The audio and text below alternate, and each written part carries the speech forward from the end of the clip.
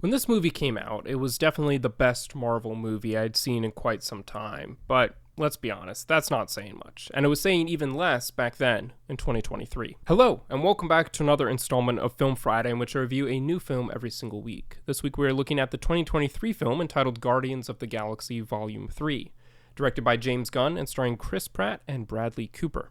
As always, this may contain some spoilers, so consider yourself warned.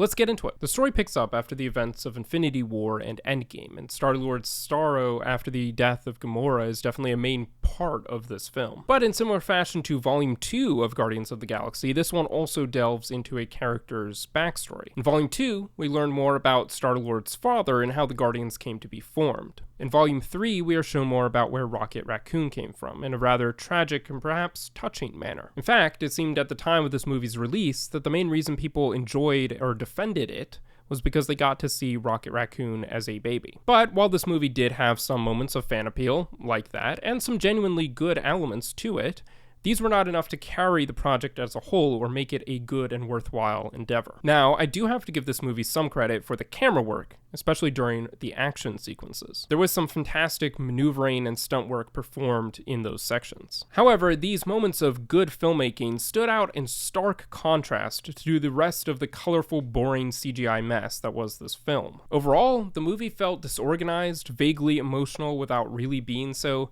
and just strange. Honestly, when did Marvel get so weird? I had the same issue with Quantumania and Thor Love and Thunder, and Doctor Strange The Multiverse of Madness. It has really come across over the past few years that Marvel is trying to make comedy action movies instead of dramatic action movies. And that would be fine and could work quite well, except for the fact that the movies are not genuinely funny and the action is not very good. And everything is incredibly overplayed when there is a new joke every 5 seconds. Also, this movie introduced us to a new character named Adam Warlock, portrayed by Will Poulter. But his role in the movie was pretty much useless and in fact rather contradictory. He was introduced in the opening sequences of this movie as an incredibly powerful supernatural being who is potentially even invincible. He then next reappears as a follower and servant to another figure named Evolutionary who has power and control over him. And the character of Warlock only appears a few other times besides these and is never again portrayed to be as powerful and invincible as he was in those opening sequences. Which on the one hand doesn't really make sense, because why introduce a character at the beginning who's not going to play a central role in the rest of the story? But on the other hand, it still doesn't make sense, because if he really is as powerful as they portray him to be, then why is he subservient